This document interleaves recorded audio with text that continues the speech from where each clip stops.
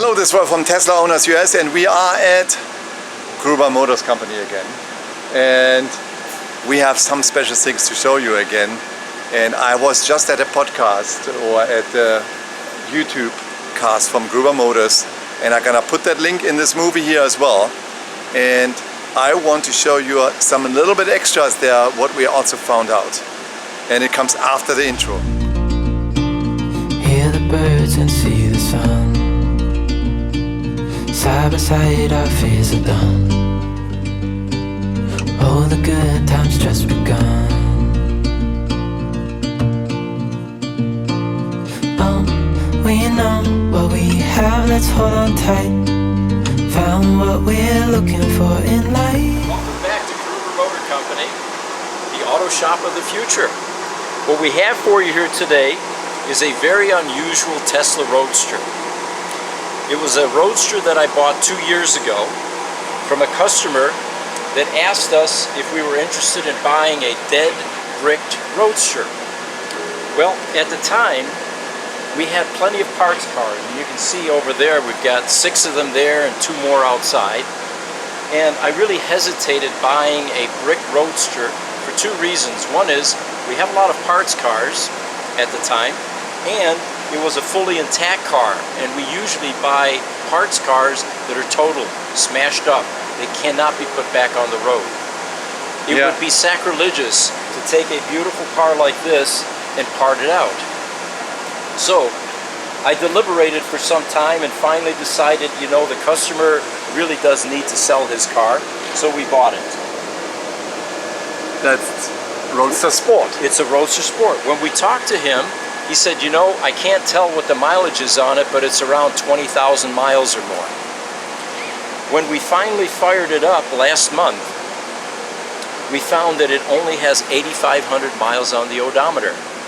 But there's an interesting story that goes with this Roadster.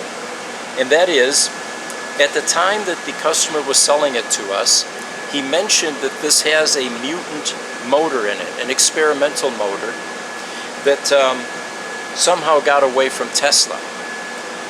I buried that information for a while, and I'm coming in here, and it is all about the motor, the specialty on that motor. And Pete explains us now what the specialty on that motor is.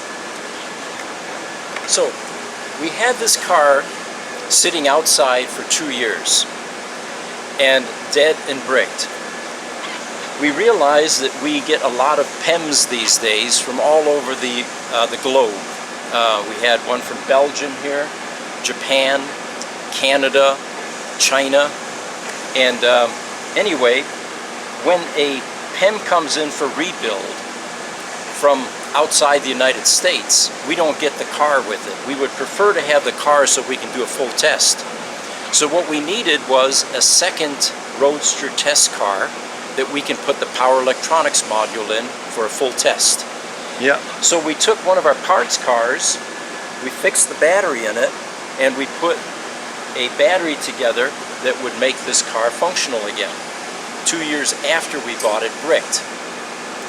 While we were doing this, a post appeared on Facebook that said, this particular VIN 581 went to a Tesla service center many years ago, and the service technicians took this out for a test drive and realized that this Roadster was substantially quicker and faster than any other Roadster they have ever driven. So they went and got a stopwatch and they timed this, and they found that the 0 to 60 on this car, instead of being 3.9 seconds or even 3.7 seconds for a sport, was 3.0 seconds. Almost a second faster than the traditional non-sport Roadster. So the performance of this VIN 581 was discussed on his Facebook site as a 3-second 0 to 60 car. And it was alleged that this motor was actually a custom-made motor by Tesla in the R&D lab.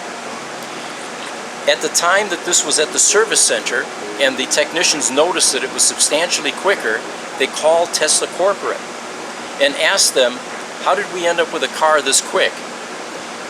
Tesla Corporate asked them to confirm that it was the motor and not the power electronics module, and they ended up putting in a different PEM to confirm that the speed gain was not the power electronics module, which is missing here, by the way, but this motor right here. And in a Tesla Roadster, this is the size of the drive motor. It's the size of a crock pot. This is a mounting assembly. This is the transaxle here. So what ended up happening is Tesla decided, oh, whoops, we would like to get this motor back. So they asked the customer whether they could have the motor back. He said unequivocally, no, you're not touching my car. I'm going to keep my fast motor. And of course Tesla had no recourse at that point. It had already been sold, you know, he had already owned it, he had already driven it. It was his car basically. So we ended up unwittingly buying the world's fastest Roadster as a brick car, and now we're going to do time trials. We have a device on order that is a highly accurate GPS locator that will, in the car, in conjunction with a cell phone, allow us to do time trials, 0 to 60, quarter-mile times, stopping distances, and we're going to confirm this level of performance shortly. And I will be there and do a video of that as well when we break the record of the fastest Roadster, because there is no Roadster 3 right now, and this will become the fastest Roadster. For a brief period of time, yes, until the 2.0 Roadster comes out, this will be the fastest Roadster on the planet. The 2.0 Roadster comes out 2025, that's my guess. It still stays like that. Yeah. So this is not the highest priority. Actually, Elon one time admitted the Roadster 2 was a mistake. So this is gonna stay the fastest Roadster for a long time, I guess. So we're going to do the time trials, and yes, like Rolf says, there will probably be a lot of publicity and visibility for the performance of this Roadster. In the meantime, it is our workhorse.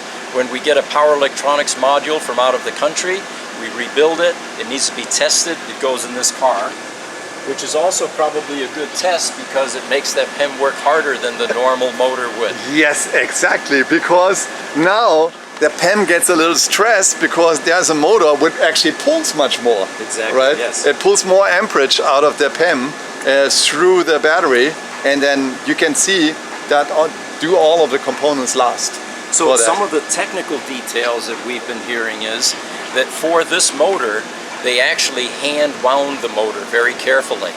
What we don't know yet is whether they reduce the number of windings or change the winding patterns to get that extra speed and that extra power. In the slot car world, it's not uncommon to modify the motors to get extra speed out of them. They may run hotter, it changes some of the characteristics. So we're going to find all that out with this Tesla before too long. Yes, and this is what I did not want to hide from you, because this is gonna be a great, interesting story.